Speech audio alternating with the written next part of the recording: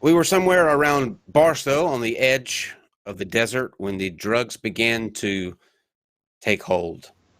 If you can guess where that is from, then you are one step ahead of everyone else in the live chat. Hello, live chat.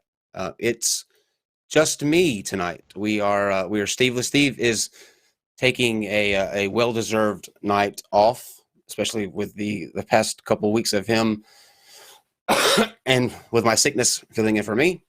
So you just have to put up with me tonight. And of course, Alands. And we'll go ahead and say hello to Alands. Hello, Alands. Hello. Thank you for joining us, and I look forward to having a chat. We'll get back to Alands here in just a second. We've got a few business items to take care of. First of which would be, let's see, where do I want to start? Well, let's address my co-host situation, I guess.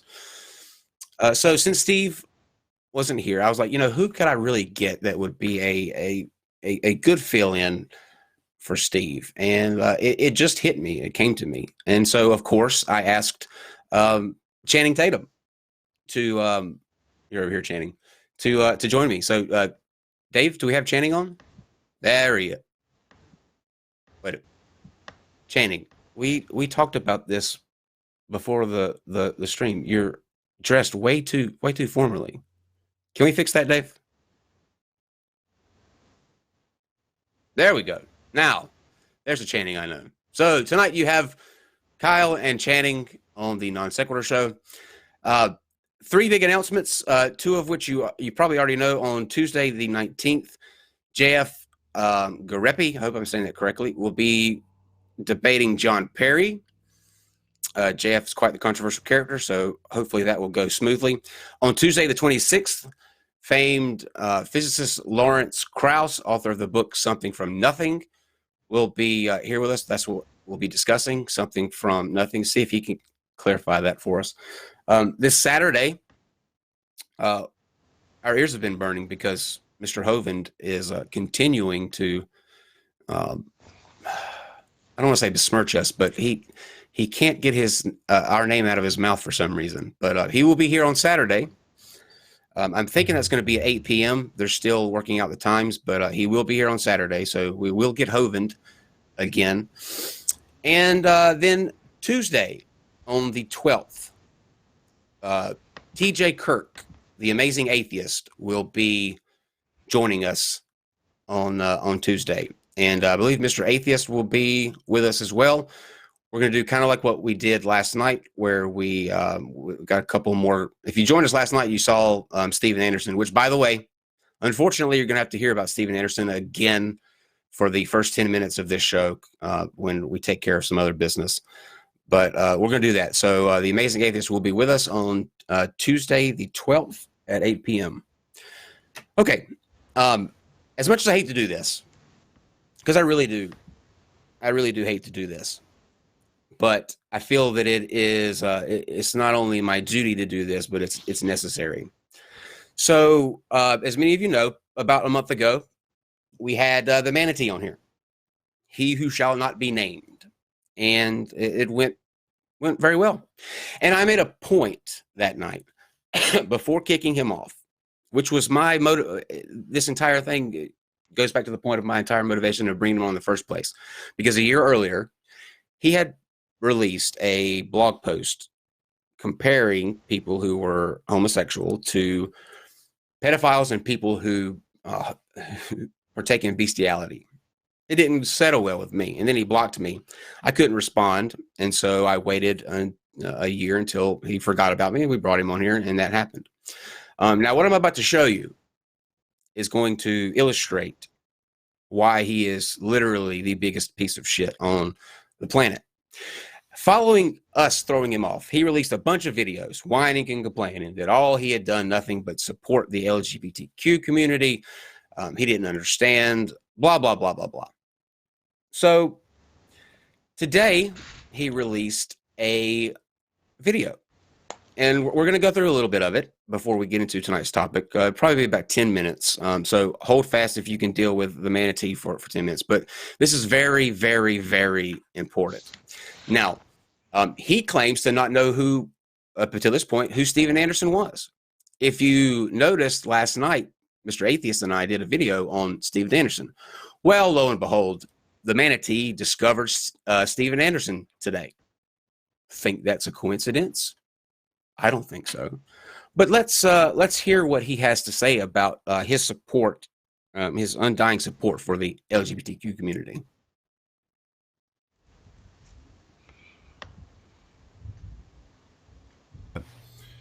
I've been watching somebody lately called Steven Anderson. Let's take a look. Oh, Dave, we want to go to the beginning first. Yeah, my bad. I didn't include the. There we go. The first, like a minute. Hello, or 30 ladies seconds and in. gentlemen. My name is Brett. You can do a one-time donation through PayPal. That would be really nice. Whether it's 25 cents to $1 or nice too.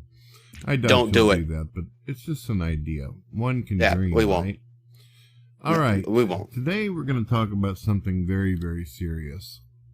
As many of you know, I've been a theist for the past few years, and also I was an atheist for many, many years, and for some oddball reason, I've always felt this desire in the past and this need to try to defend homosexuals. Okay, let's stop right there. I was one of these type of guys as an atheist. Dave? Okay, number one, you have not always felt a need to defend homosexuals. Cut the bullshit. No one's falling for it anymore. Number two, even if you did, you would be the last representative that we on the LGBTQ side would ever think about asking to do any kind of defending for us. All right? You can't decide between one day if you're a theist or an atheist. You do shady shit. You're not a representative that I want on our team. So stop acting like you're some kind of wounded animal that has been just catastrophically hurt. This stick is old. It was old 5 years ago. No one's buying it any fucking more. Okay, go ahead, Dave. Atheist who felt like everyone should be treated equally, everybody should have rights and all that. And I remember Christians used to say to me back then, look, the moment they start making homosexuality the norm, you're going to start seeing more pedophilia, more issues, and all this kind of thing. And I remember thinking to myself, that's right there, not Dave. Right. Okay, more pedophilia, more issues, more pedophilia, more issues. So basically what he's going to do for the next 2 minutes is he's going to say, well, I've noticed that ever since they allowed gay marriage that the pedophiles are popping up out of nowhere. I don't know. What kind of situation is this? There isn't one, Brett. What you're doing is called lying. This is a new concept for you, okay? Because you don't realize that you're doing it. You really don't. I'm convinced of that. You open your mouth and these things just spew forth and you have no control over it. But I'm here to tell you that what you're espousing is incorrect. There is no correlation between allowing gay marriage and an increase in pedophiles. You stupid fucking manatee. None. Zip. Nada. You're making bullshit up. All right, Dave, go to the 12 mark.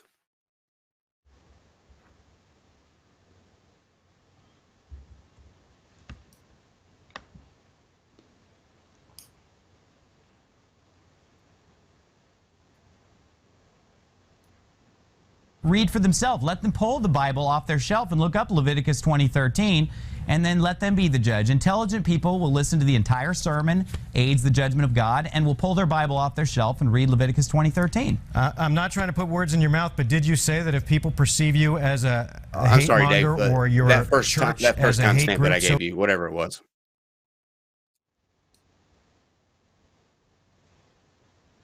We saw enough of Anderson last night. People any chance they get. I've been watching somebody lately called Steven Anderson. Let's take a look at him. Let's not. We're going to go to the next timestamp. I put that there just to show that he acknowledges that he is just now stumbling upon Steven Anderson. Coincidentally, after Mr. Atheist and I did our our episode last night on him. Well, I didn't know who Steven Anderson was. Shut up, Brett. You're lying again.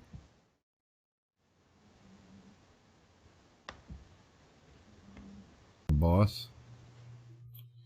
That is true. Jesus Christ ended up getting crucified for the things that he spoke about and what he stood up for.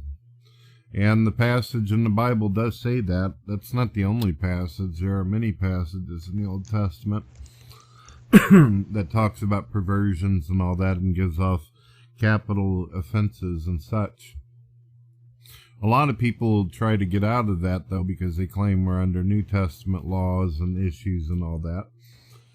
This guy's pretty straightforward. Issues and I all don't that. see anywhere in the New Testament where Jesus says that he did away with the Old Testament or any of the laws. But there's something else that people need to pay attention to. He's not saying that Christians should go out and execute. Even in the Old Testament, the laws were that the officials of the town, the government back in those days, was supposed to handle the capital offenses, not citizens. So any Christians that think that they ought to go out and do it themselves, that would be incorrect. You are Okay, let's stop right there. No, actually, Brett, once again, shockingly, you're fucking incorrect. You obese manatee. For the last time, stop saying that you stand up for home. You can't even sit up during your stream. And number two, it doesn't say anywhere in the Bible that the government is supposed to carry out the executions. What you're doing here is you're trying to push it off onto someone else. You don't want to be, oh, no, I would never have to do that. Me, stone a gay person just for loving who they want to love? Why would I do that? Let the government do it. What you're doing is you're Matt Powelling it, because this is the same rhetoric and bullshit that he says. I don't want to do it. Oh, no, I'm just going by what the Bible says. I was just going to say it was very Matt Powellish, and that's a chicken shit stance. If you're going to say it's okay to kill somebody, you should be willing to pick up the knife and do it. But since you're not, shut the fuck up and get out of my face. Well, we skipped over this part, and I should have included it because this is hilarious. But someone left a comment on his video, his interview with Matt Powell yesterday, calling Matt Powell a pretty twink. And this had Brett all just bent out of shape. Say, well, I would if the roles were reversed and they called a woman a twink, then that would be sexual harassment. Number one, you idiot, they wouldn't call a woman a twink. It doesn't make sense. Number two, I'm sorry that your little butt buddy got burnt in his comment section. You should be used to that, though. You should be used to that. Anyway, we're almost done. Dave, let's hear what the rest of this garbage human has to say. But yeah, every single time that in the past I defended and fought for homosexuals, even against my own brothers and sisters in Christ, every single time they either stabbed me in the back, made up stories about me, lied upon me, done vile ass things to me. So I've come to a point in my life where I see no reason to defend them or support them or really give a shit about their supposed or alleged rights anymore. I mean, why should I? Okay, Not stop right there. one single. Let's talk about supposed and alleged rights, all right? If there's anybody that doesn't deserve to have supposed or alleged rights, that's you. And what you're doing is you're projecting. They did vile things to me. They betrayed me. They lied to me. That's your autobiography. That's all your existence comes down to. If you ask any YouTuber about you, you get a groan, and then you get a story about how, for some reason, you did them wrong. And yet you are here 12, 14, however the fuck long you've been on YouTube years later, still in the same goddamn position that you were when you started. Do you want to know what the number one indicator of somebody who is actively trying to better themselves, be a better person, do right when they know that they've done wrong? You can talk about it all day long. You can talk about it until you're as blue as the manatee that everyone thinks you are in the face, my friend. But actions speak louder than words. and you're saying the same dribble in the same position about the same subjects that you were when you started. You know what that means? You've gone nowhere. And do you want to know why you've gone nowhere? Because you're just a bad fucking person. At some point, you have to come to grips with the fact that at a base level, you do not have the capacity within you to do anything unless it benefits you in some aspect. Period. The title of your videos show that. You're still grabbing on to TJ's coattails. You're still mentioning the drunken peasants every chance that you get in your videos. And for what? They've left you, Brett. They could give two shits about you. You know why? Because you're not relevant to them. And you're not relevant to me either. The only reason that I'm bringing this up is because I don't want you to think that anybody on my side of the team, the LGBTQ team, thinks that you ever did a goddamn thing for us, that you ever stood up for me and the discrimination that goes on with my people. I'll be goddamned if you try to take any of that credit, because all you've done is bloviate and bitch and complain and lie and screw people over to get ahead. And guess what? You haven't moved an inch. And that's all that anybody needs to know about you. Look at Brett 10 years ago. Look at Brett now. That is Brett Keane. A miserable, sorry excuse for a human being. Don't take credit for doing anything for the LGBTQ community, because you haven't done shit. All right, now get him off the screen. Okay. Sorry, Channing. I needed to get that out. That video. But hey, Matt Powell, I will say you are a pretty nice looking twink. All right. So not that the subject matter is going to get any lighter, because we are gonna be going into the incel story a little bit more in depth. I got an email from Alands probably about a month ago, and the wealth of information that he has is just unbelievable. I mean, I'm blown away by it. Alands, do you want to kind of say hello, introduce yourself, and then tell people why you emailed me why did you contact me in the first place? Hi, well, I'm Alands, and I was one of the original people on Alana's involuntarily celibate mailing list. And, I've been part of the community for about 2 decades, and I've seen it go pretty much downhill. I was on what would have been the last lineage of the original group, which was Incel support. And I can sort of see situations and times when things went really wrong. And one of the reasons why I made the PDF was just to get my thoughts together, because for the most part, everyone just jumps from 1997, 98 with Alana's involuntarily celibate project to 2014. And that's over 15 years. And you can't just go from something which is a support community and a left-leaning support community to Elliot Rodger so quickly. There has to be something going on in all that time. And I made the PDF to clear my mind, as well as hopefully fill in the gaps. And so that's what I did after the Alec Manassian attack. I spent about 2 weeks trying to remember as much as I could, trying to piece together as many links as possible, and I created a PDF. And at the time, I wanted it to be done. I just posted it online. But since then, I've actually been adding to it, because I've also been keeping track of the incel communities and the splinters from the main incel forum. and seeing if there's any patterns that are repeating themselves, and seeing if I can sort of figure out how this almost social experiment gone wrong can somehow be fixed. Because one of the things that Alana is doing is she's doing another project again, because we want to have a more helpful, more positive environment for people who are incel.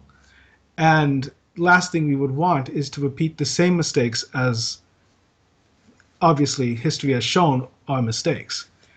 And so that's why I spent, good part of last year, not every day, but, working at it. And now I have a PDF of almost 100 pages and hundreds of links, because I don't want to be somebody who is an authority. I want the links to be the authority. I'm just putting them together, and I'm trying to at least show that Alana's involuntarily celibate project did succeed in some regard.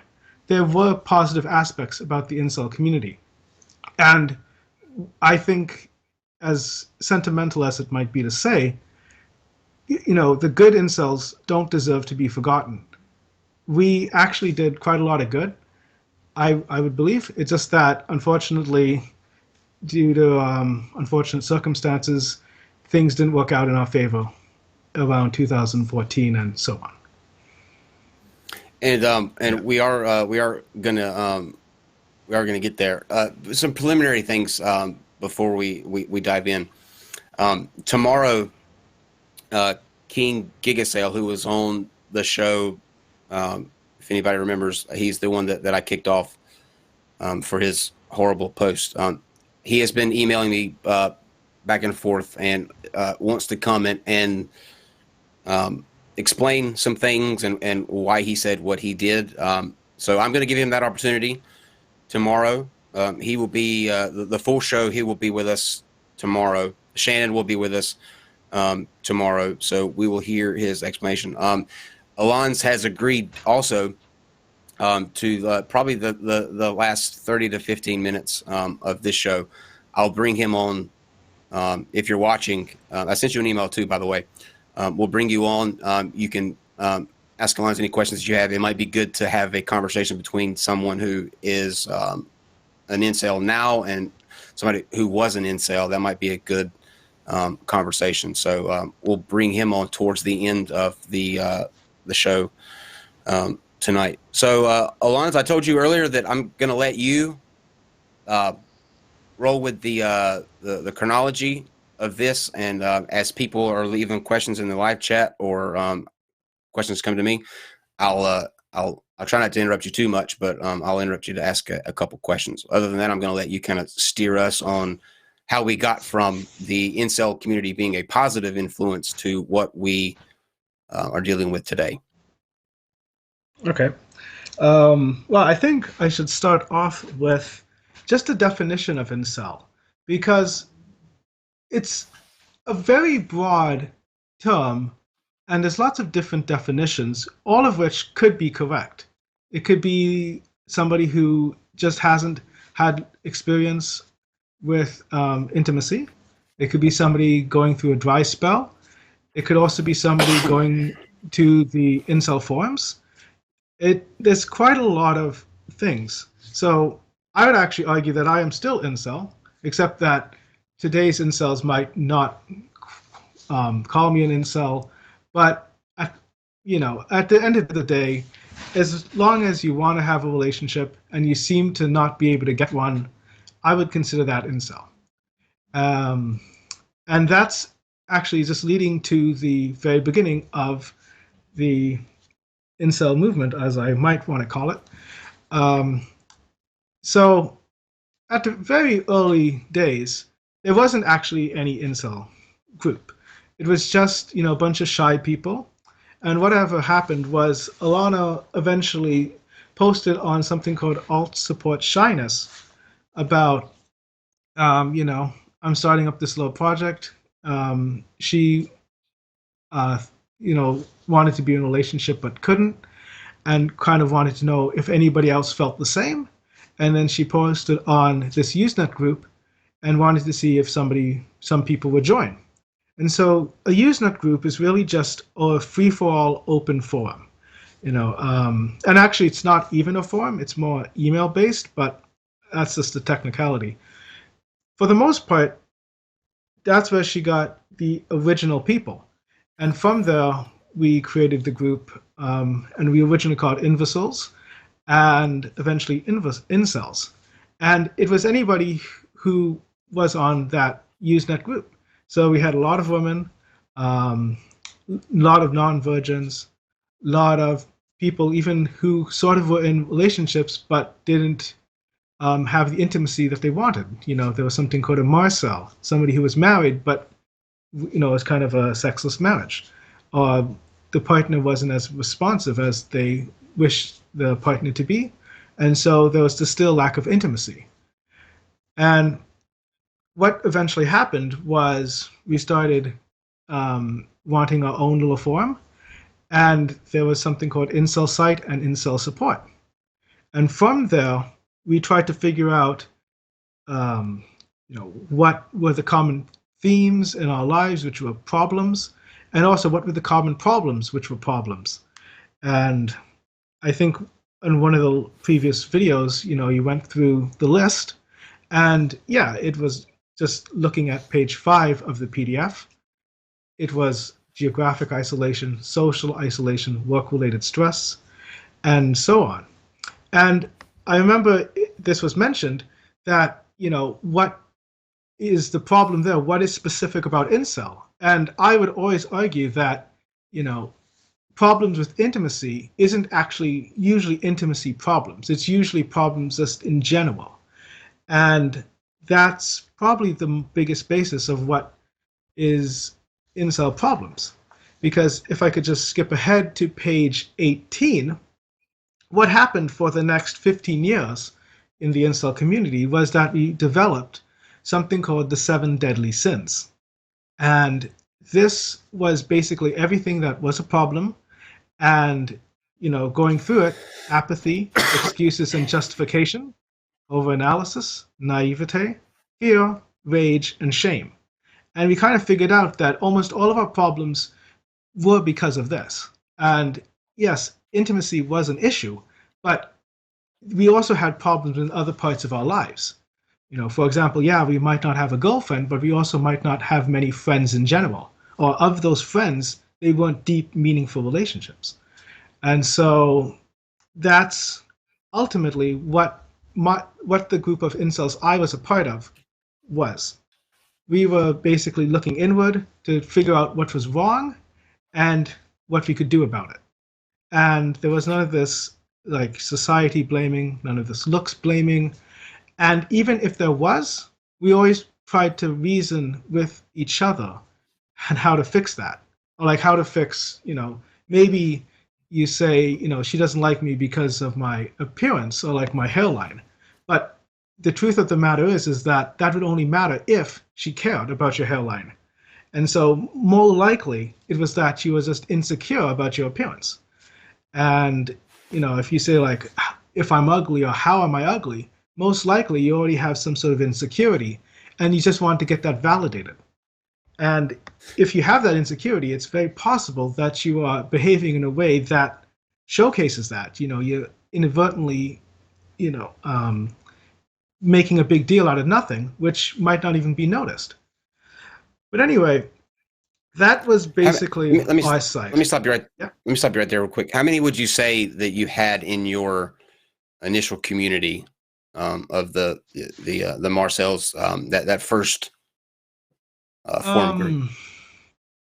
Not well. It depends. If you go to the very, very beginning in like the late '90s, maybe like almost a dozen, maybe. Not too many, but there were a few.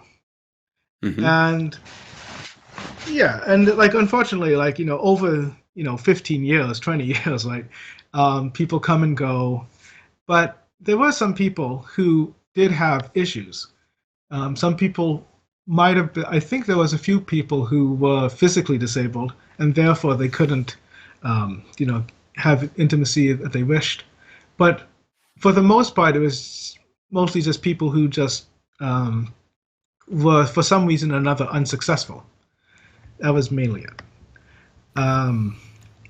Anyway, with that incel group, one of the big things is that when we made our forum in around 2004, there was the Wikipedia articles. And that's one of the ways people would find our forum. And that's actually one of the ways that one of the previous people who was interviewed, Panda, talked about. He talked about the Wikipedia article and how that linked to our forum. And, if we go to page 86, there's a link to basically, or like there's a picture of all the various forums that we had. We had something called Incel Site and Incel Support. And for the most part, they're the same thing. It's the same core group of people. It's just that, forums change, technology changes, hosting changes. But that was the main forum. And the interesting thing about the Wikipedia article for Incel at that time was that it was gender neutral, and it was it wasn't necessarily positive, but at least it was a neutral, not negative thing, and it was completely different than it is now.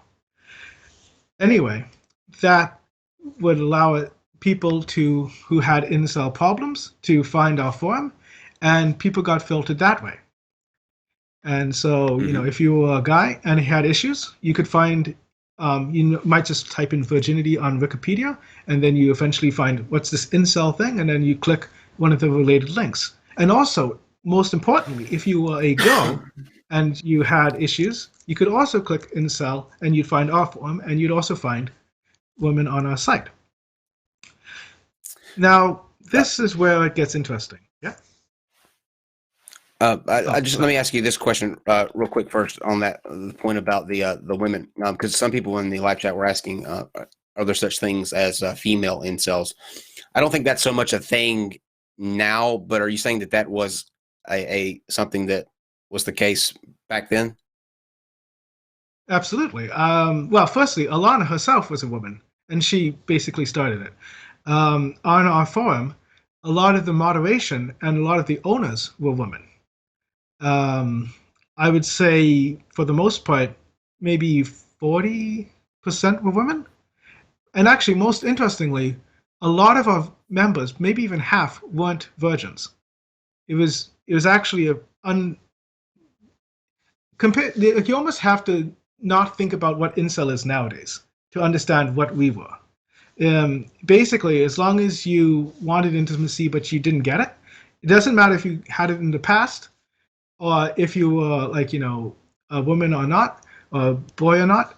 For the most part, if you wanted to be part of our community, we'd accept you.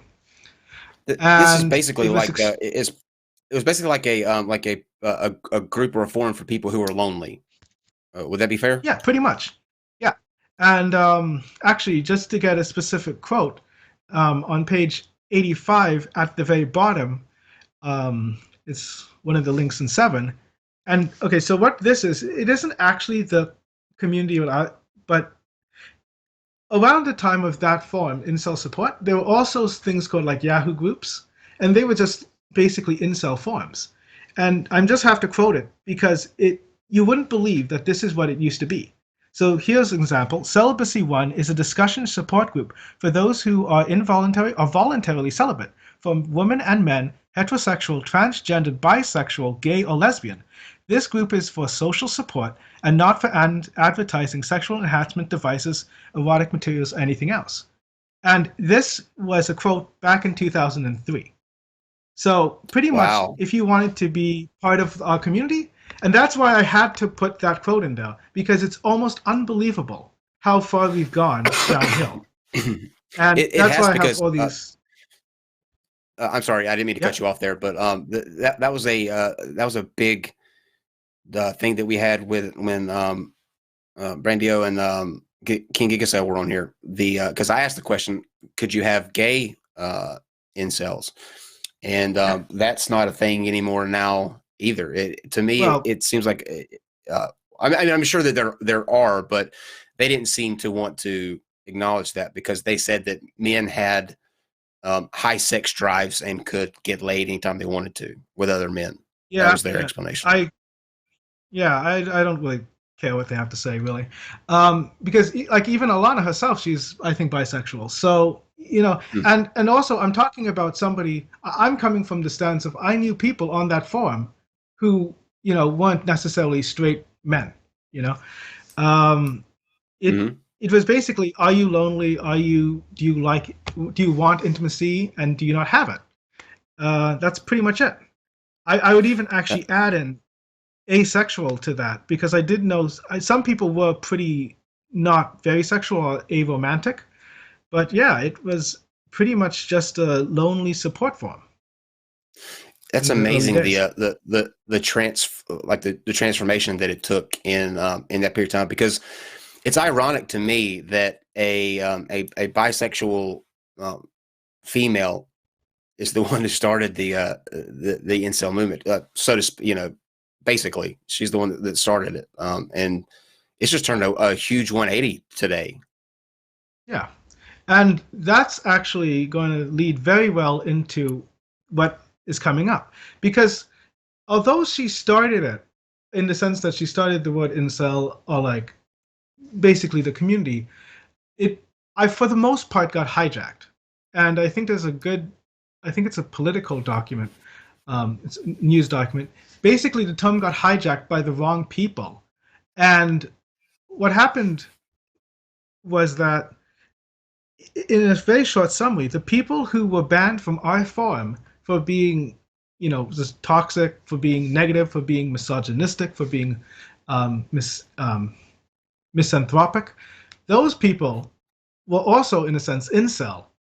But they had very different views on how everything should be, and they pretty much stole the term from us.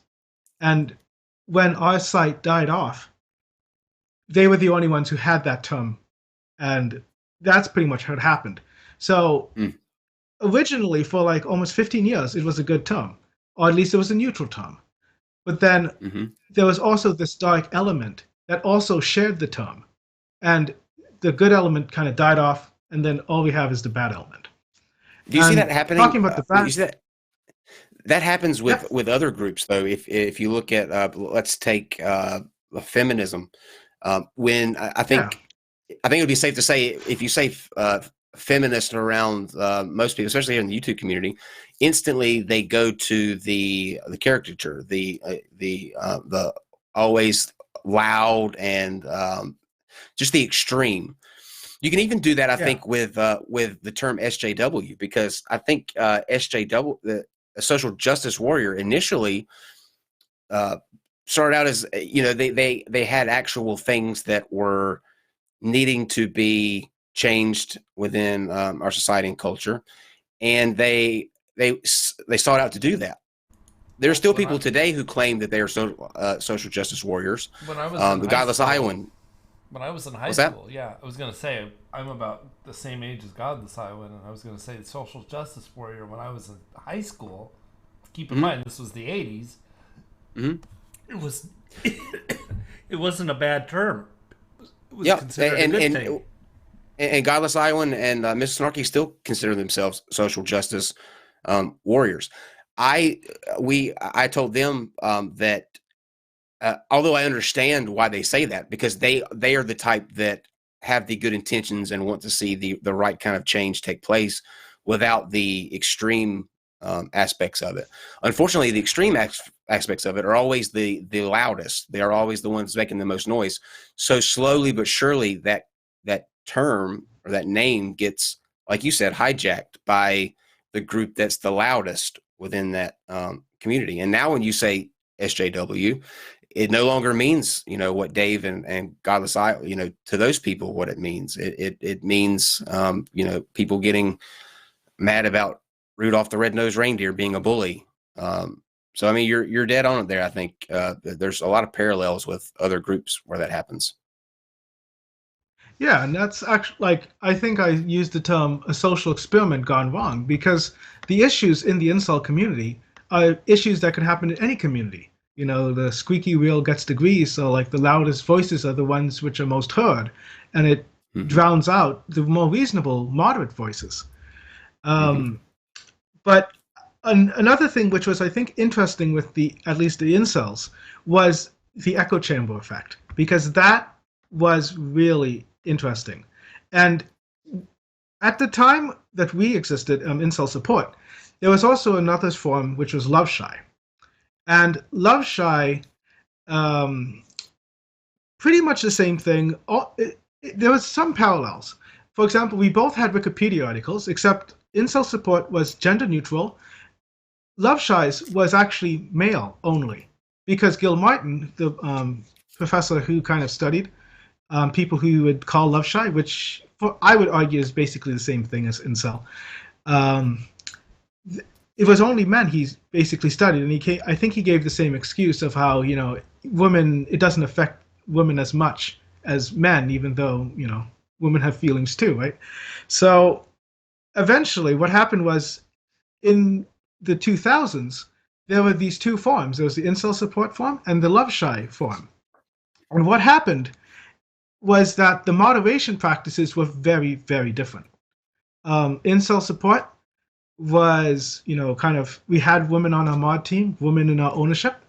On love shy, it was, actually at the beginning there was a few female mods, but I don't think they really, well, quite clearly they didn't really do very much with the misogyny, because the love shy moderation was very open to basically anything goes, and they were also very misogynistic. I have to use a quote from the old owner, and it's on page 8. And this is a quote from the early leadership of loveshy.com. And just to, directly repeat it, it says, "That said, I would also like to clarify a few things. Yes, I did encourage Alexius, and I'll get to him, to go buy a gun and kill his crush. Yes, in fact, I do admire Cho, the Columbine duo, George Sedini, and any other individual who has found the courage to do what they did, and both deliver a warning to society and at the same time challenge our collective morality." And so that's the Mothership team on Love Shy. And it's extreme, isn't it? And very. And that's how divergent we were. So on one hand, you had kind of censorship, in the sense of we're not going to tolerate that. And on the other side, you have the administration acknowledging that he would say, yeah, if you want to kill your crush, do it. That is how different we were. And just to skip over to page 14, eventually we hated each other. The two forms really hated each other. And we actually ideologically diverged. So extreme. And these are just 3 posts which kind of relate to it. So for the most part, there was Love Shy, incel support, and something called I9K, which was on 4chan.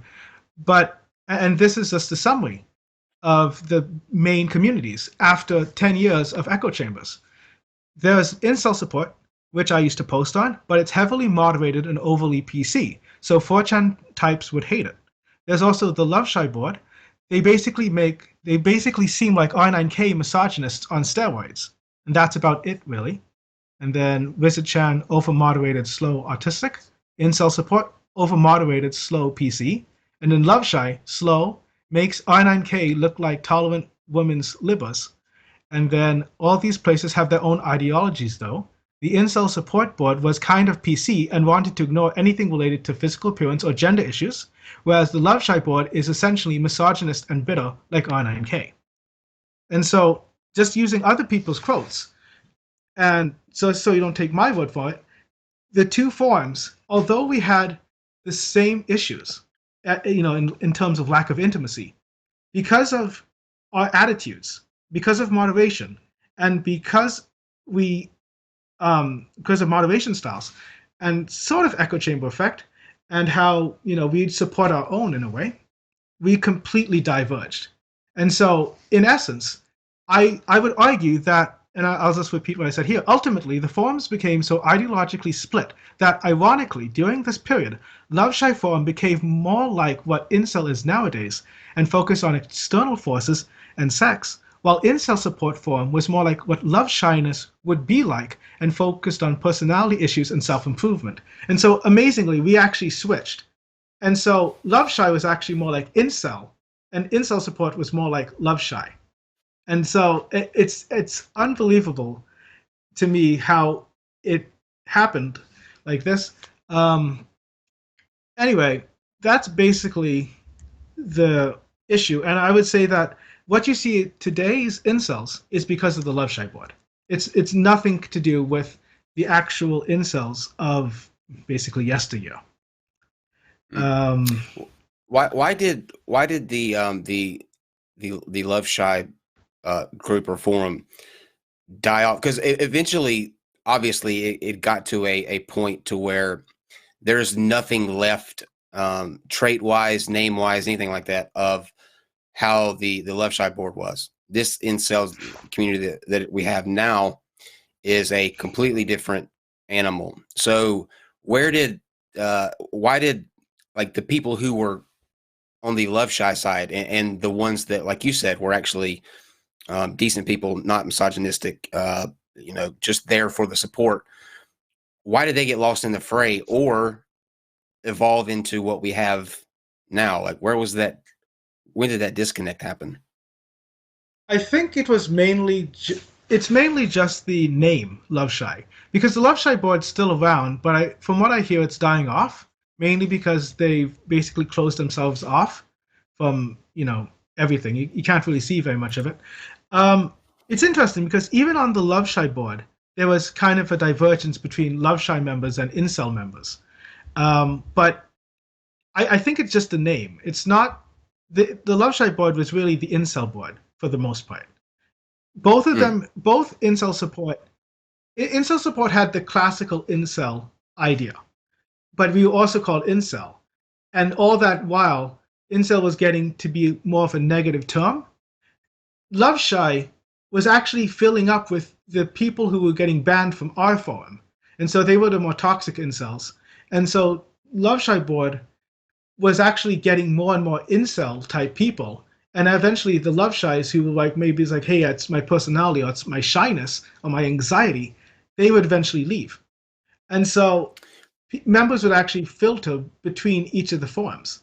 If you were more based upon looks, you'd probably not do well in our forum, but you'd probably do well in Love Shy. And then if you really wanted to blame, or if you were very nervous or you wanted anxiety, if you had anxiety problems, you probably wouldn't do too well on Love Shy, but maybe you do okay on Incel Support. And so I think it's just the name. And I think one of the reasons why Love Shy kind of weathered the storm better than us was because they have just a different name, even though the members of the forum were more incel. Excuse me. If you go back to how things were in the very beginning, when there was a mixture of the females, people with different sexual orientations, everybody's getting along. It's there for that support mechanism. Is there anything now today, any type of forum that exists that, let's say, people who don't want to be around the dark, black-pilled, misogynistic hate that's on the main forum now, is there a second or an alternative platform that they can go to, or are they pretty much stuck with that main forum? For the most, if they wanted to find a forum which was solely about incel-related issues, that's probably it. Like, there are lots of forums online for related issues, like, for example, loneliness or social anxiety or like depression. But if it's mainly about relationship issues, and there are relationship forums, but usually those are people who have relationships already and just have issues in them. But if it's a forum for somebody who actually who has incel problems, for the most part, there aren't that many positive places. And I would actually argue that even if there was a positive place, it really depends on the person, because no matter what, there's like nowadays there's actually quite a lot of different forums, but depending on how you treat other people on those forums, you may or may not get kicked out, and you may just go down the slippery slope of negativity. Because, for example, you could say you could join a forum on Facebook, and using your real name, and you have other, like, there's women in the group, and you're trying to resolve your issues, but then maybe for some reason or another you feel kind of limited, or like you actually do harbor some sort of resentment, and you say, hey, maybe I'll just open up a Reddit account, and then you post on one of the more friendlier Reddits related to Incel, but then you can say, I don't like this, and then you go to the quarantined brain cells, and then you might say, even Reddit's not good enough for me, I'm getting more angry, and then you can go to incels.is. So even there probably are okay places, but at the same time, you also have to make sure that you basically take care of yourself and you don't slide down and let negativity overwhelm you. Because it's one thing to have a good forum, but you also have to, be able to exist on a good forum. It's quite more hard for people to say, what can I do about myself and fix myself? It's so much easier to say, oh, I was right all along. It's other people that are the problem, or it's something which I can't fix. And that's usually why they adhere to looks so much, I think. Now, you obviously got out eventually, and I want to get to that in just a second about what finally took you completely out of it. But while you were in, was this a benefit for you? Like, did you find the support that you were looking for? Was it beneficial for you? Looking back, was it just something to do, a waste of time, didn't really matter one way or the other? What's your takeaway from your experience within the community? Well, for the most part, I definitely did help just to talk to people, because it's some quote I have in my PDF, but being alone sucks. But knowing that the other people who are alone is actually quite comforting. Being lonely, usually is all by yourself, but you could go to a party and you can come home and you feel bad about it. And then without the internet, where you can meet like-minded people, you might think you're the only one who feels like that. And so just knowing that the other people with issues, that was actually very comforting, I think. And also seeing other people deal with the issues was also very comforting and very helpful. I'd help people, people would help me. I definitely helped me, and I know for a fact it also helped other people, because one of the things which usually gets me about the incel community nowadays is the fact that it is so divergent. Because on one hand you can actually hear, like, read people's posts about how, like, something happens and, like, let's rape somebody or kill somebody. There are posts sort of like that. But then at the same time, I've also seen the complete opposite. I've seen, relationships being formed. I've seen people being married. I know that there have been kids being born because of the incel communities. I know moderators, they did get together. So, like, there were positive aspects of the community. Sure, and I've said this before. I don't want to speak like when I talk about how this form is negative. I'm not painting every incel with a broad brush there. Just to be fair, I realize that there are genuinely decent people there that are just looking for that community. But I think that in order to get to the bottom of the problem and try to hash out a solution or attempt to do that, you have to speak for the forum as a whole for what it is, which I think you would agree for the most part is a cesspool.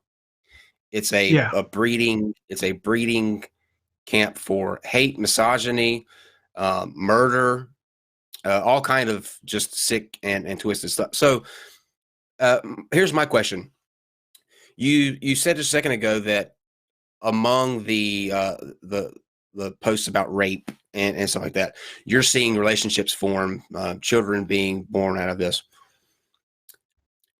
Yeah, Do you think? on incel support. Yeah.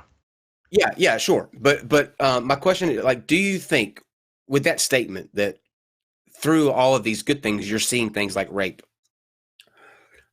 To you, is that a reasonable like collateral damage, or just something that is just going to have to be because you've got these good things going, even though there are these really negative things popping up? Or do you think that there should be a line drawn that kind of speak and threats like that should just absolutely not be tolerated and taken out? Because you can still have all of that good stuff without those rape posts and all that. Yeah. Well, I think I should have mentioned that all the good stuff I talked about was in the past. Pretty much from now Okay. on, we just have to figure out how to basically detoxify things. And like it's going to be very tricky because um, people are allowed, like in terms of freedom of speech, there's also freedom of association. You can say, like, I think the quotes, you can lead a horse to water, but you can't make him drink it or something. You can have positive aspects, and that's what Alana and the Love Not Anger project is trying to do. But at the same time, some people might not want that help. Some people might not want to say, hey, maybe it is my personality. Um, yeah, it's going to be tricky. I did list out some things which I think could help make the Love Not Anger project work, and it's on page 31. I wrote this quite a while ago, so maybe I've changed a little bit from there.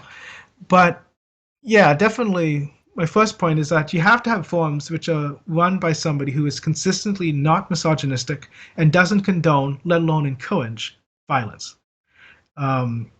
Yeah, that's definitely something that you can't just turn a blind eye to it.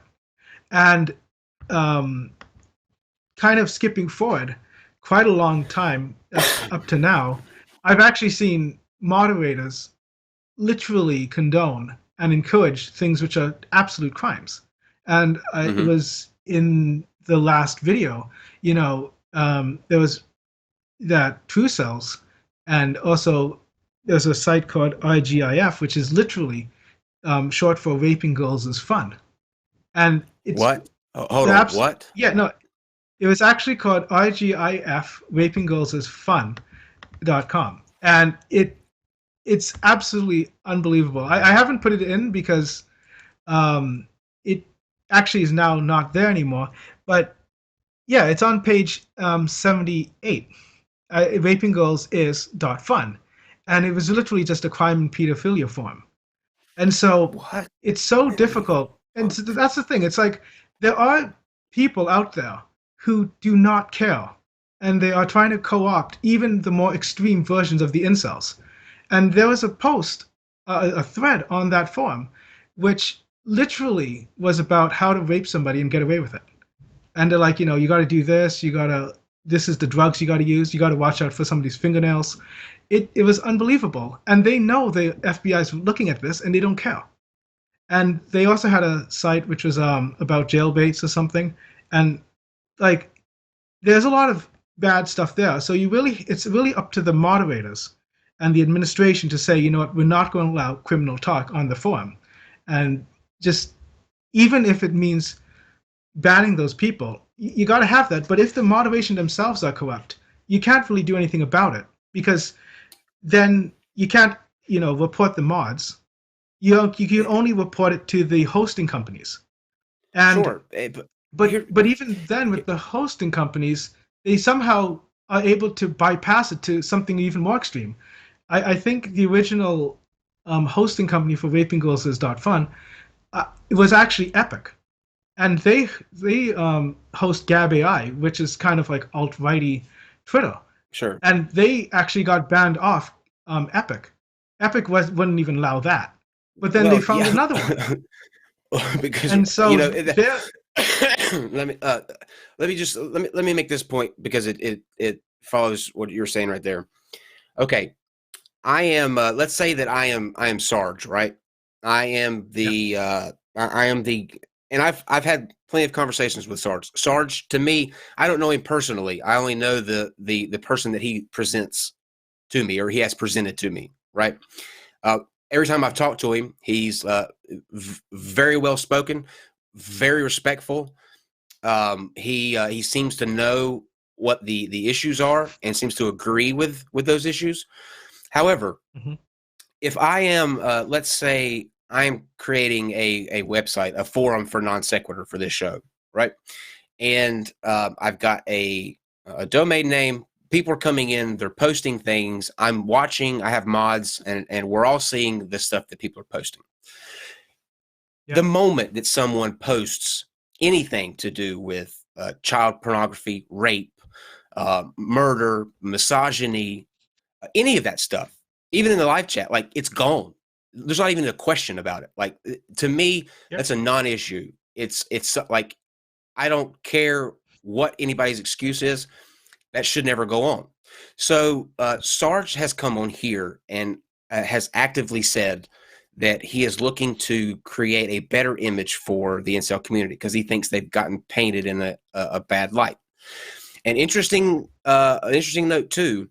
I got an email from Sarge about 2 weeks ago asking me to pull down his video that has him and Christy Winters because he's getting a lot of shit from the incel community for being so respectful. I guess he didn't go hard enough, so he asked me to take the video down because he was getting flack for that.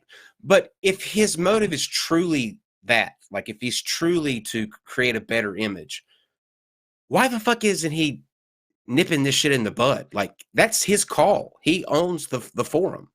He could make that a non-issue, but he's choosing not to. What's the reason for that? Yeah. Well, in terms of posts, what would like let's just say somebody makes a rape post, or like say like condones rape or something. There's a lot of things going into that. One, there's a person who makes that post. There's also people who are forum members who see that post and aren't reporting it. There are also moderators who might get reports and then may or may not do anything. And then there's also Sarge, who's kind of leader of the mods, who may or may not doing anything. And so just by having so much of it in the past, I think it's almost he would basically decimate his own forum if he tried to clamp down now. And one of the things about Sarge, at least in that Christy Winters video, was that he was basically doing public relations 101. I found that they were talking past each other so much. I didn't find Christy Winters very well researched, and I found everything Sarge was saying was pretty much exactly what you have to say in that regard, based upon what the forum is. And I also, I don't want to say he was playing dumb, but he got to know more than what he was letting on, because like he's talking about, he was really watering down a lot of the issues. He said like they got banned off Reddit, but he didn't really say why they were banned off Reddit. You know, the reason why they were banned off Reddit was because somebody was, I think it was somebody who's trying to figure out how to get away with rape or something, and they had gone to another section, and so that's why they got kicked off. It was because of violence, and then the domain switched from incels.me to incels.is, and just like going to a domain like that, that's pretty extreme. And like I just that's did another not thing. believe He got anything he booted said. off. His former host provider kicked him off, like took away the forum. He had to go to a completely different domain name. That should be an indicator to me. That would be an indicator to me that you know what, the news is catching on to what we're doing. There's starting to be more publicity around us. People are looking. That means that people in government are looking. FBI's looking. There's some illegal shit that's going on, and me as the leader, because I own the forum where everybody's coming to, I'm not going to want to be associated with people who are trying to leave tips for how to get away with rape.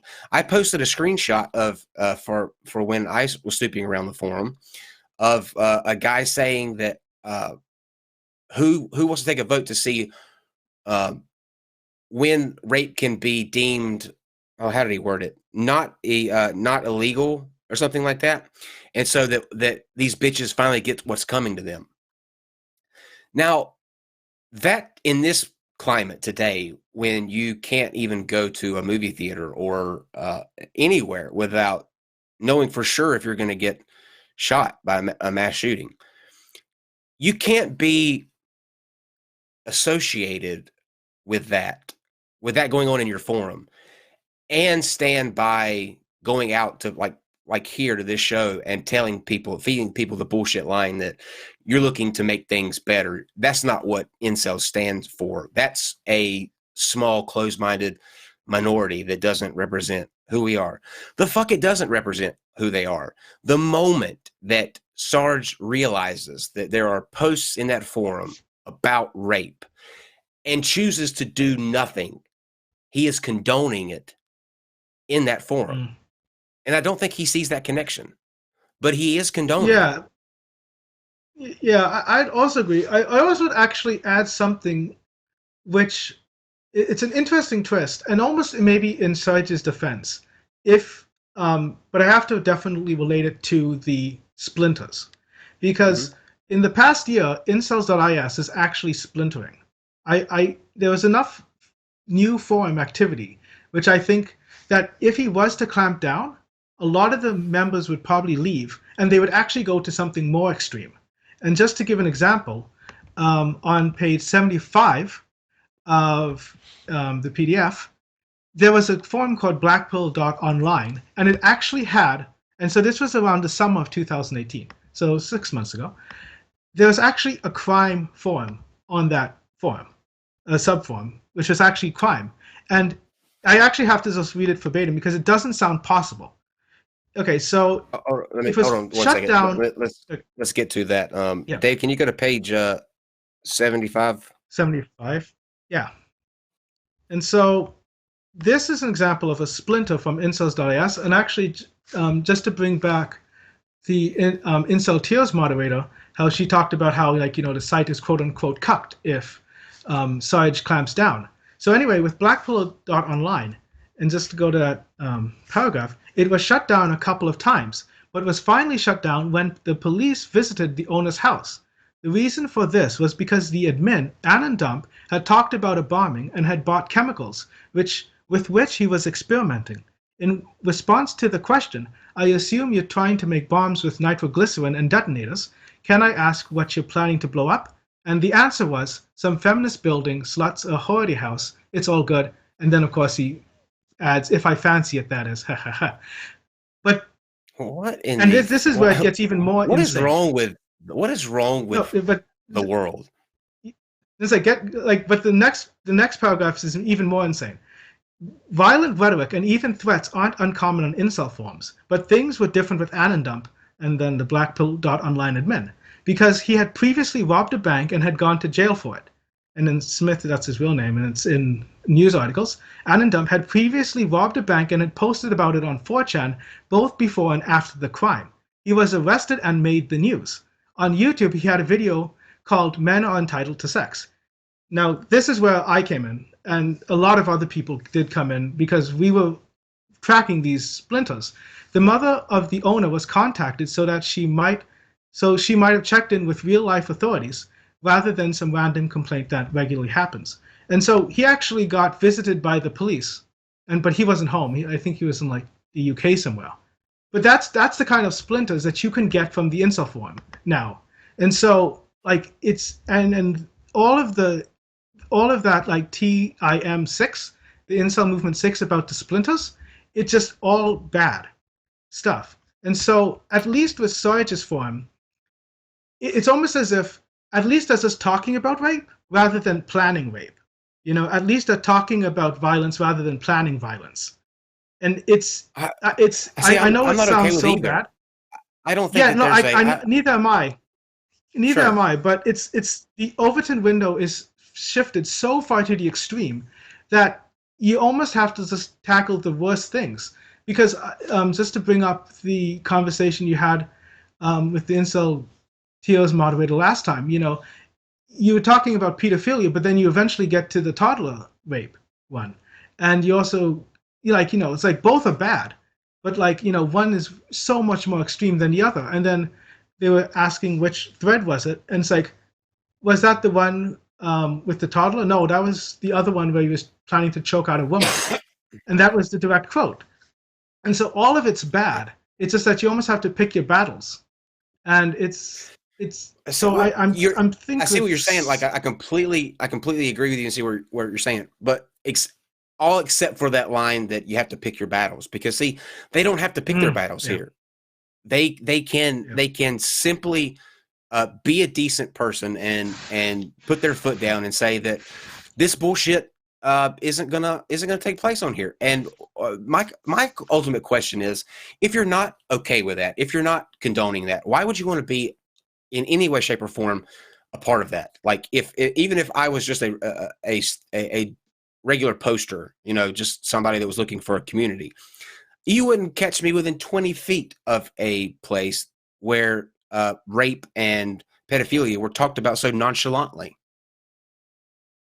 Yeah, I guess when I mean pick your battles, I mean people reporting it, because a lot of things, like, it's almost a meme now. It says report to the FBI. That's what Incel Teals always tries to do, but it's almost completely heartbreaking in the sense that what good does it do? Like the forums are still up there for some, and the FBI knows about these forums.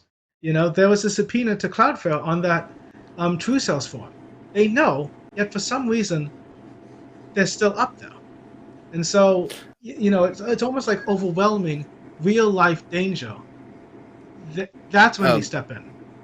I don't know. And just to let you know, Giga, can you hear us? Okay, are you here? Yeah, Giga. Can you hear us? Giga. Hello. We can hear you. Okay. Dave, I'll send him a message and tell him to add you on Skype. I think you're right. We did have to do that last time. I can't hear anything for some reason. Okay. I'm gonna send you an email. Just hang tight. Last night, just while we're doing this, last night, me and Mr. Atheist did a stream where we talked about Steven Anderson. And Steven, have you heard of Steven Anderson? Alands? No. He's a pastor. He's a pastor here. I'm not sure why audio is not working. Dave, just go ahead and mute him. I sent him an email to add you on Skype because he's just going to keep breaking in. He can't hear us for whatever reason. We'll just bring him in through Skype. But anyway, Steven Anderson is a pastor here in the States, and we watched a video of him. I was going to play it, but there's too much going on with trying to get him in, so I'm not going to have Dave worry about that. But he basically says that women don't have the you can't rape your wife. This is his point, and he says that verbatim. You can't rape your spouse. From the moment that you say "I do" at the altar, that is you and them giving consent from now until death do you part. No ifs, ands, or buts about it. It's not about when they want to do it, when they don't want to do it. If one person wants to have sex, doesn't matter if the other one doesn't. They're having sex. And where I worry and what is my biggest concern is that it's not a far leap between crazy for those people that you have on the Incel forum and the people that you have in a church building on Sunday. Because the people in the church building on Sunday, think about the women there, right? They have husbands. I'm guessing so people can hear me. We can hear you. Can you hear us?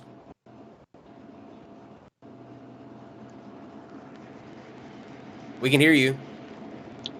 Nothing is coming up.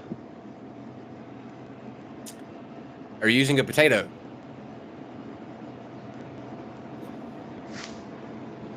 We can hear you fine.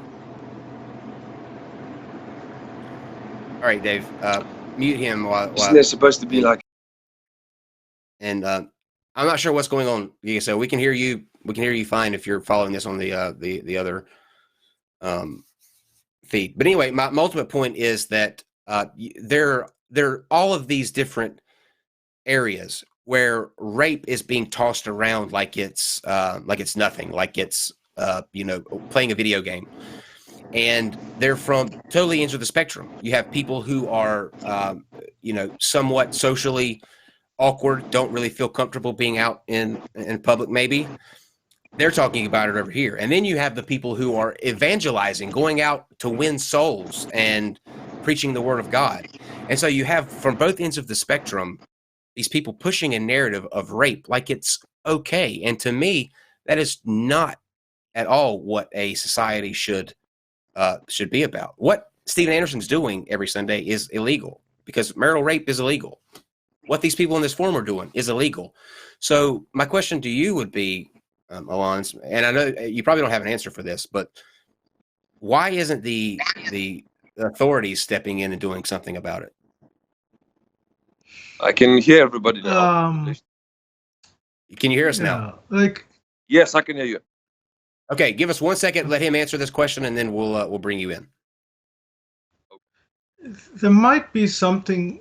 I can at least speak with the religious guy, mainly because he's probably using his religion as a weapon, basically, saying that it's somehow some God-given right that men can own women, that a daughter is somebody's property, and then it's a dad's property probably, and then he can give it off to somebody else, and then it's just an exchange of goods in a way, rather than a person consenting. And then it's probably some manipulation of biblical verses or whatever. But yeah, I do think quite a lot of it has to do with some sort of patriarchal society and trying to justify lack of consent. Because once you give consent to, once you have the idea of consent, that means that the other person can say no. And a lot of people don't want to hear no, especially if they can't take rejection well. And almost anything which minimizes somebody else, I think that will be very appealing to almost any community. I know religion does happen a lot, or at least appeal to certain kinds of religion. Very, very conservative, very, misogynistic interpretations of religion is common. Yeah, I don't know what the authorities are really doing. Yeah. So, Incel, welcome back. We didn't part on too good of terms last time. I'm hoping that tonight goes a little bit smoother. I hope so. Before I'm going to let you you and Alands kind of have a dialogue. I think it would be a good conversation to have, since one of you is actively an incel and the other one is the former. If you have any questions for each other, but I have a question just for you to start off, and that's going to be what I asked a few minutes ago. I don't know if you heard it or not, but there is actively talk of rape and pedophilia and that sort of thing on the forum that you yourself are a part of. Why do you want to be associated with any type of platform that condones that type of speak? Because I make my voice on the forum very clear that I do not support these kinds of actions, because this is actually a small minority of guys who think it's funny or who think it's cool to speak about these kinds of things.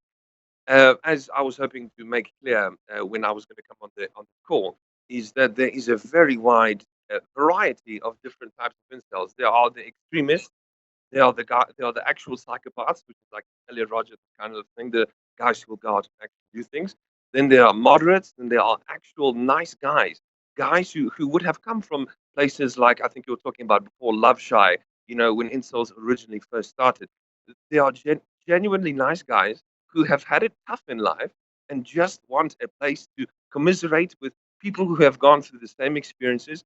I'm one of those guys who does not wish harm upon anybody. I wish everybody well. I want everybody to be happy, and I want everybody to love everybody else. Yeah? I'm one of those nice guys, and most of us on the forum are like me. We are good people. But Okay, I I strive to don't. make my voice clear that I disagree with those extremist opinions. So I don't doubt. Okay, let me say this, and I've said this. I've said this before. I'll say it again. I don't doubt you when you say that. I think that you are correct to say that there are people who are extreme on there. There are people who are decent people on there. There are people who are crazy. People who are just lonely. There's a wide variety of people on that forum. But why are the people who are talking about harming children and forcing themselves on women allowed to say that type of stuff I on that forum? You aside, like you choosing to be a part of that forum or not aside, that's a different question. But why is it even allowed? Why is that kind of language even tolerated? That's something you'd have to bring up with Surge, because I agree with you there that's the kind of shit that should not be promoted on the Incel forum. The whole Incel forum should be about discussing how to make your own life better, right? How to make other Incel lives better. When it deviates from that, when it stops being a support group and starts being an extremist group, that goes into illegality, which is what you were saying. And so I agree 100% that that kind of speech should be shut down, because that's illegal, crazy, psychopathic shit. So I honestly do not know why Sarge does not shut this kind of thing down. He allows it to continue. I do not know. But the Well, most I can do is make my voice loud and clear. And then, I would at least stand out as one of those guys who condemned the psychopathy or who condemned the extremist views. You see where I'm coming from? well, I'm going to let you. I'm going to let you have a dialogue with Alands now. But I want to say this to wrap up just sort of my point, because I don't believe in giving people a just sort of a pass when it's not warranted. So I just have to say this for my own conscience. But what you just said there, and we're gonna focus on this tomorrow. So just hold your response until tomorrow. But you say that you're not one of the ones that are espousing vitriolic stuff, but I think we both know that that's not absolutely true, correct? Well, I mean, I've not posted anything extremist, but I've been a bit insulting and offensive. But I think that's distinctly different from extremist. But yeah, that's my take. Well, that's I guess that's subjective. That's subjective. But we're going to talk about that tomorrow. That's for tomorrow. Alonso, do you have anything that you wanted to ask King Excel, since Well, this would be a good opportunity? yeah, like there's another thing you can do other than just speaking your voice. Can you report posts on that forum?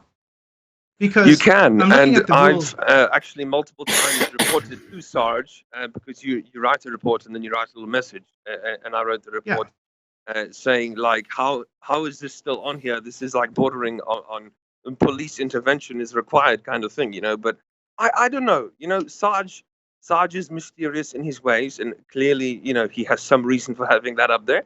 But if I was in charge, I would not allow it to deviate into extremism, because I don't believe yeah, in that. because I'm looking at the rules right now, one of the things is not for safe work content is pornography and violent content, and then disallowed includes discussion of legal activities. And if you're talking about underage girls or like below the age of consent, that's definitely illegal. Or if you talk about rape in and of itself, that's going to be illegal. And Yeah. so, there's only so much that the forum based and this is actually relating to what I said maybe half an hour ago. The forum community can still report, but then it's up to the moderators to still do something.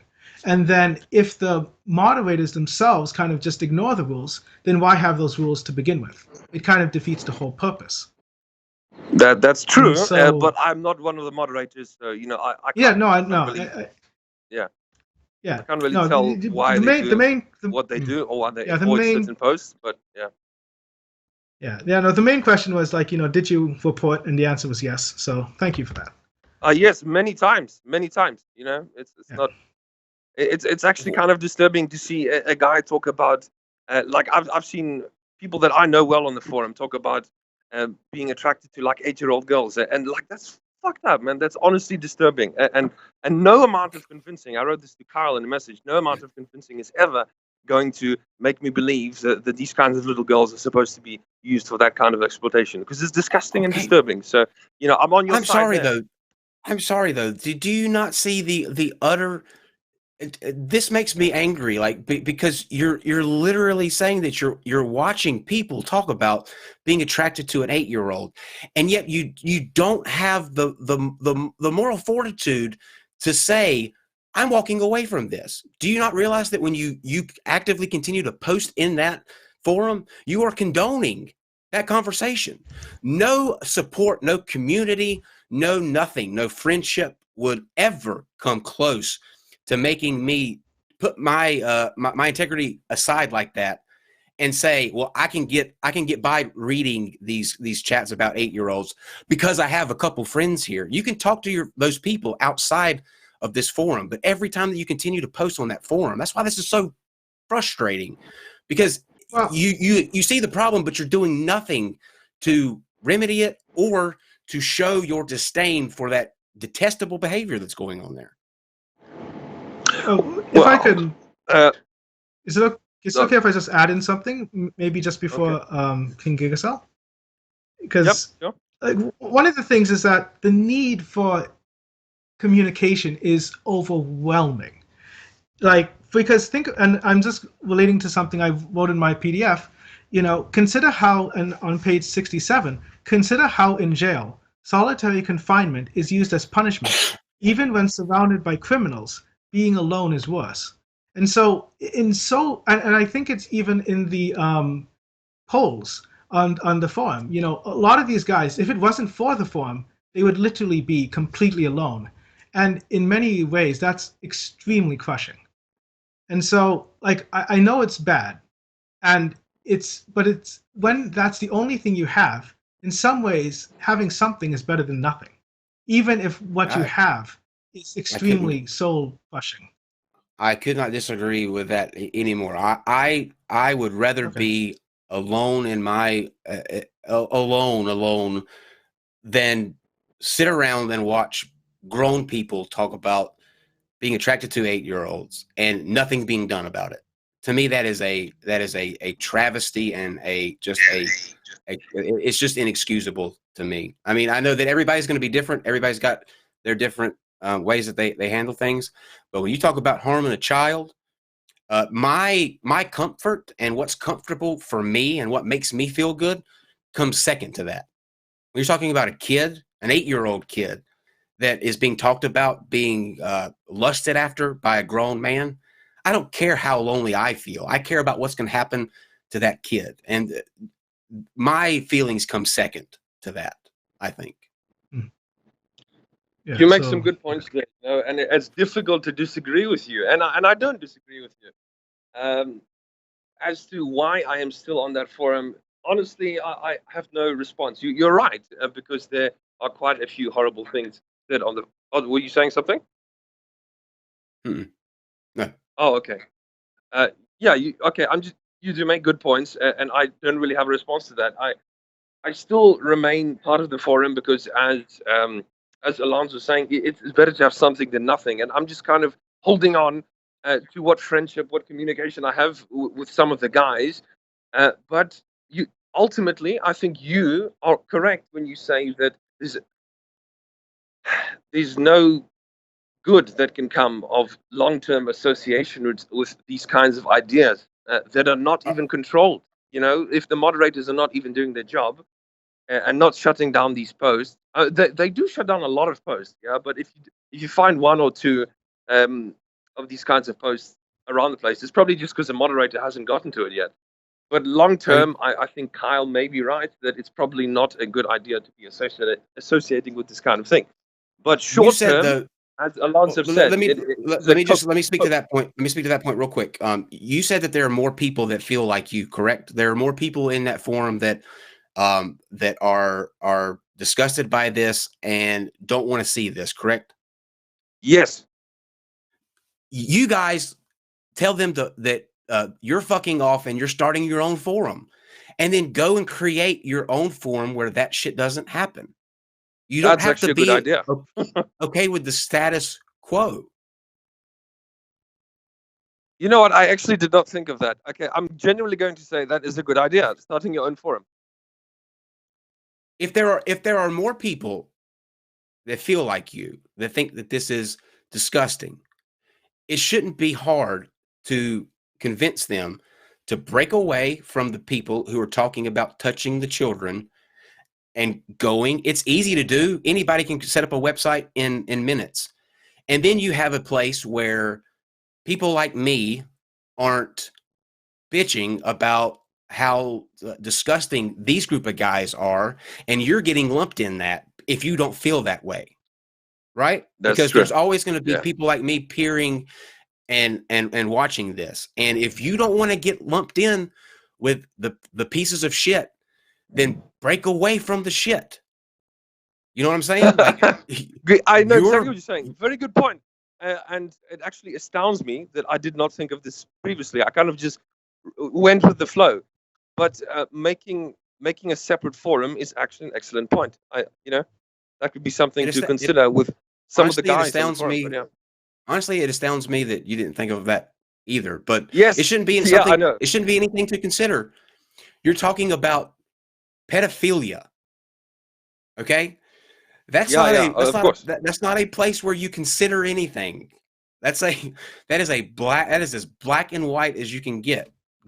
Rally Yes. up the people who have a conscience and who aren't garbage humans, and create an incel forum where you get to shit post and all that and talk about all the things you want to, except the things that harm other people. And then Exactly. Yeah, exactly right. and then that negative aspect, your life will be better, because it can't feel good if you honestly detest that stuff. It can't feel good every time that you log in, you're seeing things like that. Like, that's going to bring you as a person down. And the more that you're exposed to that, the better chance that it has to get just to get normal. And when that becomes the norm, when you get used to reading things like that I read for those couple weeks that I was in there, that would never get normal to me. And I feel like with a lot of you guys, it's just become an average day. No, it has. No, I'm on your side that it would never become normal to me either. But I certainly agree that it has become normal for many of the guys. You know, it's also become normal, and it's actually quite disturbing. Like hardcore gore, blood and gore, and like mutilation and shit. You know, that kind of stuff is normal. And there's a really big quantity of guys on the forum who like that kind of shit. There's a gore mega thread, which has like Yeah, I can't even remember how many posts, but it's a gore mega thread, you know, for gory videos. That to me is like, dude, what the fuck? Why would you watch that? You know? So I think the best course of action is collecting the good people with a good conscience and making a separate forum, actually. yeah. There's also the What- dog pill. I've seen that a lot of times. The what? That's trivial, stupid shit. Honestly, that's Yeah, but even just Oh, having that, come I'm on. gonna regret this so fucking much. But what is the fucking dog pill? I consider it to be the stupidest shit, and honestly, I wish people would stop posting about it on the forum. Like, I think they're just trying to mock us, you know. Like, What is it? dog Hold pill. on. What? What is it? It's basically the claim that Stacey's would prefer to screw dogs than incels. Yeah. Oh my god. Oh my god. Because Yeah, there have been a few rare cases of bestiality on some YouTube videos or something, and apparently that means that all Stacys suddenly feel this way. It's bullshit. It's complete stupid bullshit. And honestly, I think they're just trying to mock us. It could be like an infiltrator who's trying to make a fool out of the rest of the incels, and they don't realize they're being made a fool of. I think it's the most stupid shit ever. And I'm taking I just, a regret. I'm taking a regret pill. That's the pill that I'm on right now. The regret pill that I asked that. Regret reading that. Yeah. Alands, tell us what Yeah. got you out, like completely out, and I want to hear what Giga says back to that, because something pushed you to where you're not in that community, but you still have that kind of sentimental feelings and associations with it. So what was it that ultimately where you just said, I can't be, even though I may want to, I can't be associated with that anymore? Well, Incel support crashed in late 2013. Mm-hmm. So that's basically it. And so when that crashed, Well, why didn't there you was join nothing. another? Okay. Well, actually, just based upon those, like those quotes about how there weren't that many other forums. But by the time it was 2013, it was merely only that one, and it was the one that I'd been associated with for so long. And I don't know, I guess it didn't really affect me as much. Like being incel didn't really affect me as much as other people. I just kind of just went on my own way, lived life as I kind of normally Okay. did. It's just that I wasn't It- posting about it online. I got you. And It wasn't that you saw where the trend was going and you didn't want to be a part of that. You just got bored with it. basically, the train that I was on stopped, and then I Sure. didn't want to go on to any of the other trains, and so I just stayed as it was and just I got it. went on my own way.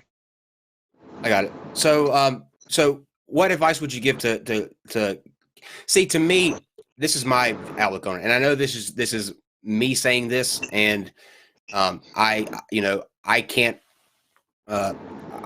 sympathize to the we're not going to be able to see each other's worldview. Like I'm not going to be able to feel how you feel about how lonely you are or how you think people perceive you. So I'm not even going to try to do that. But to me, it seems like it would benefit somebody better to get out and be like amongst people, or like join like rec groups or something that you have like an interest in outside, where you're interacting with people on the outside, and not or cloaking yourself in a group that is constantly talking about how lonely you are. To me, that just perpetuates the loneliness. You said you got out and it didn't affect you anymore, or it didn't bother you as much anymore. Is that because you got out and you were doing things like outside of cyber world, or Yeah, how like that work? the best thing I could say is probably the advice I'd give to people on the incel.is forum like now who want to get out. I would say look back at your posts and look at the posts that you actually like to have made. The posts that aren't about incel, the posts that maybe about your hobbies or something that you like doing, preferably something creative that has like something real world consequence, and see if you could. And like, if you have to have a forum online to interact with, see if you can find a forum based upon that rather than something about being incel. So, for example, if you really like movies or something, and you maybe post some movie reviews on incels.is, maybe see if there's a movie forum and look at that. I know a lot of you guys Hmm. like anime, so maybe there's some Or anime forums you can go to or something. or working out. Yeah. I work out. That's why I call myself Giga because I'm quite athletic and I've been gymming for 2 years. And I I'm know. 6'3" as well. I know. Like I said, I was on the forum for a couple of weeks, and I have seen the proof of you liking to work out. That's what I'm saying, though. You're in an environment where you're doing something that not only it not only benefits your like you're around people, but the appearance thing. Like I think you get hung up on your, from what I read, and I'm not trying to get too personal, but you get hung up on your appearance. But what you're doing is actually on the right track, because it's healthy. You get cut, and you got to feel Yeah, good. You got to feel good about yourself. Like I do. when that. Okay, so why not take that feeling of feeling good about yourself and apply it to the outside world, and not spend it with the people talking about touching 8-year-olds. Well, I mean, the people talking about cutting 8-year-olds. That's you only come across those threads like once every You know few what I mean? weeks. Some guy. I'm being hyperbolic. You know, like I'm Oh, okay, obviously okay. Well, exaggerating. uh, for me, my facial appearance, it's kind of it really weighs me down psychologically. Like it varies from person to person. Some people can get some hobbies and they can go out do those hobbies, and they don't care about their face anymore, and they can be happy about life and they can live life comfortably. But for me, it's just something that weighs me down. I'm just one of those people who get very obsessive, yeah, and my appearance weighs me down 24/7. I'm constantly thinking about it, and part of me being on the incel forum is just because I am constantly trying to uh, like sit and wallow in my misery about this and just try and get over it, and it doesn't seem to be getting any better.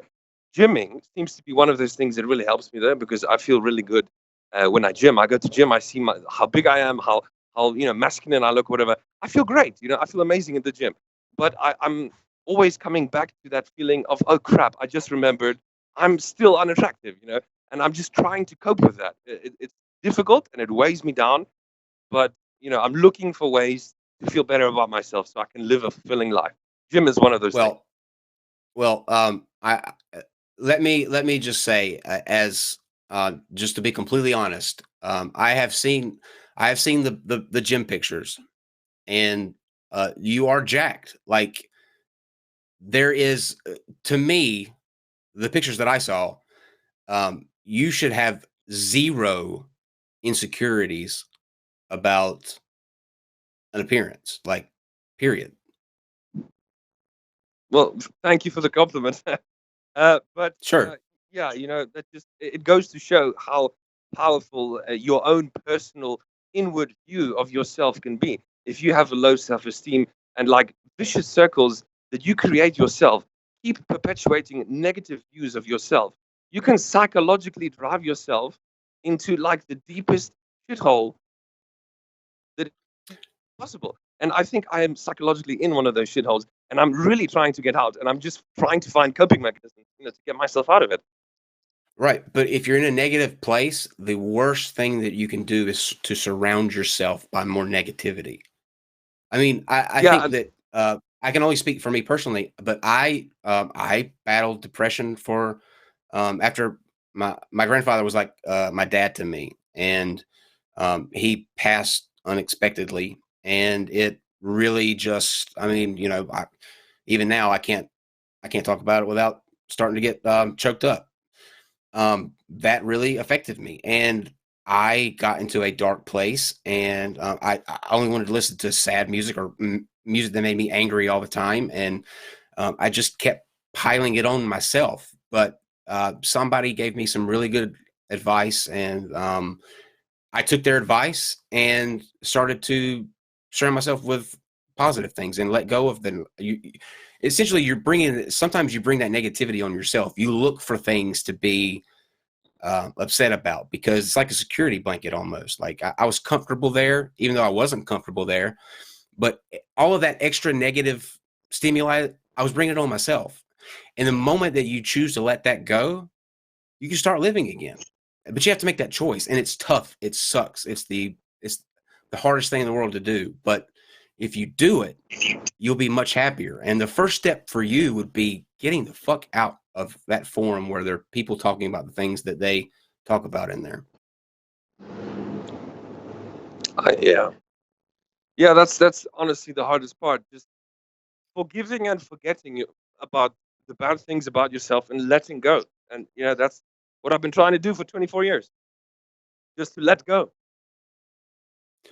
Well, we're going to get into more of that tomorrow. I'm going to let you guys, if you have any follow-up questions that you want to do real quick, or make like an overall closing statement, whatever you want to say, I'll give you guys the opportunity to do that, and then I'll read the super chats that we have, and then we will call it a night. But whichever one of you wants to go first, I feel can free go to do so. first. I volunteer.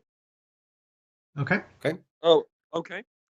So basically, to me, I just want to summarize and say that. Hello? Hello. Oh, yes, yes. Okay, so I just want to summarize it that for me, inceldom is kind of like just the state you acquire through lived experience, right? Growing up, lived experiences have pointed towards people giving you disinterest, apathy, and just not much care, right? As a result of these negative lived experiences, you start to take on this psychological view of yourself as just not being worthwhile. Inceldom is that state of mind of low self-worth, low self-esteem, inward self-hating, and self-hatred and this kind of thing. And the solution to that inevitably has to be finding the light, finding positivity, finding coping mechanisms for the rest of your life, because you have to keep on living or you can kill yourself, which is obviously not advisable. You should not encourage people to kill themselves. People should live healthy, fulfilling lives, right? But if they are down in the dumps, if they are in a dark place, then we must all work together to make sure that all of us can find enrichment and happiness wherever we can. We must just help each other out, I suppose. Yep. Are you there? Okay. Yeah. Okay. I'll actually probably just continue on with that idea, actually, because let's just take insecurity and lack of confidence, and let's just take that idea, and let's just say you have that as an incel, and you take it to its logical conclusion. So, what are you going to do? Never ask somebody out because they might say no? And then even if they did say yes, will you flake? Will you not show up? Let's just say you're about to have sex, but then you might get insecure and, somehow leave. There's always insecurity will eat you alive. And so understanding where that can lead and how it can snowball, and if you don't have it under control, it will control you. And so, definitely try to think about, what are the psychological hangups that you are having and why are you harming yourself in this way? And what are you trying to validate? Like, if it's some sort of insecurity you have, definitely try to cope with it and figure out how to make it better rather than going down the route of basically self-harm psychologically. Yeah, that's true. That's true. Okay, I guess we can't take up any more time. If you need, I'm pulling up super chats now. So if you got something that you want to add on to that, you can go ahead and do that while I pull this up. For King Giga, I do have some questions. How do you take compliments on your body? Because it seems like from what I understood, you like your body, but not necessarily your face. Is that it? Yes. So it's like, so how do you take compliments on your body, and how do you take compliments on your face if you've had any? Like, compliments to my body. It's like, to me, it seems like this distant thing that's like, okay, you achieved it. It's like winning a competition. It's like, congratulations, you won this random competition. Just happened out of nowhere, and then life continues going forward. To me, my body is not part of that life going forward thing. Yeah, life going forward is your face. This is how I feel about it. Yeah, it's your face and how the world views you, right? Your face determines every interaction you have in your life. If people see you and they feel comfortable, if you're or they feel uncomfortable, if you inspire fear, if you look like a thug or something, or if you're hideous, people will feel certain things about you, and that's going to affect every social interaction that you have. Yeah, and so for me, I'm just thinking about how my face is going to affect my future, as opposed to a short-term achievement like getting a good body. So it does feel good to be complimented, but at the same time, I'm thinking about the fact, yes, but I still have this other flaw which I can't really get rid of, and I'm trying to cope with. So, let me tell you. Let me. I mean this wholeheartedly. It will only affect your future as much as you let it. You have to remember that ultimately you are what you love in life, not who loves you. You're not defined by anybody giving you validation in life. You have to give that to yourself. And before other people will give it to you, you have to first give it to yourself. So the worst thing that you can do is to try to plan out your life on whether or not somebody will be there with you, because you only get one of these. Sorry, Christian viewers, you only get You only get one of these, and that's it. And to live your life based on somebody else's approval is just to me that's heartbreaking. You have to live it for you. Once you start living it for you and you're comfortable with you and who you are, then other people will probably flock to you. But you're probably subconsciously blocking out those possibilities because you're so worried about how everyone else is going to see you. Tell everybody else to fuck off and be you and be happy. Yeah. I'd be like, yeah, I'm ugly. So what? I'm funny. So there you go. You're probably though. I mean, to be honest with you, you're probably not even ugly. You probably. I'll tell you this. I used to have and to some extent I still do. I used to be close to 300 pounds. I still sometimes look in the mirror with that same mindset that I had when I was 300 pounds. Because I remember looking in the mirror when I was that heavy and instantly judging everything. How does this shirt look on me? Is it hugging too tight here? I still do that now. I have not for some reason, I haven't let that go. It doesn't mean that I'm fat. I still check it like I'm fat though, all the time. I mean, it's just one of those things, but that's a mental thing. I think you and I both can agree. Looking at me, I'm not 300 pounds, right? Yeah, I know. You look like a fantastic normal guy. Right. Okay. So, but in my mind, sometimes I still think like I am. That's a mental thing. It's not reality. It's just one of those things. As humans, we have these crazy, annoying things that we just. It's just part of being human, man. But you're probably not even ugly. You just have. You're over anxious about how other people perceive you, and you can't go through life like that.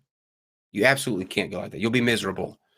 Somebody once said, I don't know the key to happiness, but I know it's not trying to make everybody happy. And that's true. You have to make yourself happy first. Yeah. So let me read these 4 super chats real quick, and then we will let you guys go. Thank you both for joining us. I look forward to now I look forward. I look more so forward to speaking with you tomorrow. Again, King. Stephen had said, seeing as how I listen to you guys a lot and got a job 7 months ago, it's time I contribute. Great show. I've enjoyed watching the great debate community for several years. Thank you, Severed Head. I hope that you find your body soon. Justin James Human says that Steven Anderson is not a secret homosexual. This is very true. Mr. Cook Jr. says, please tell these guys that as soon as they identify as an incel, they give up. You aren't unique. This has always happened. Suck it up. And then Pragmatic Culture, the secret to curing incels is to have them become voluntary cells. Reject earthly pleasures and dedicate yourself to the Lord, brothers. No. Don't take that advice. Don't take that advice. Do not reject earthly pleasures and dedicate yourself to the Lord. Embrace earthly pleasures, because, like I said, you only get one of these. And at every turn, as long as you don't do it in excess, do what, like I said, you are what you love, not who loves you.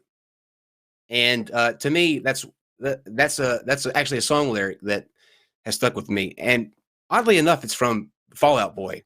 But when I heard that, it was just like, oh man, that's so real. Like, you're not defined by who loves you. You're defined by what you love and what you love to do.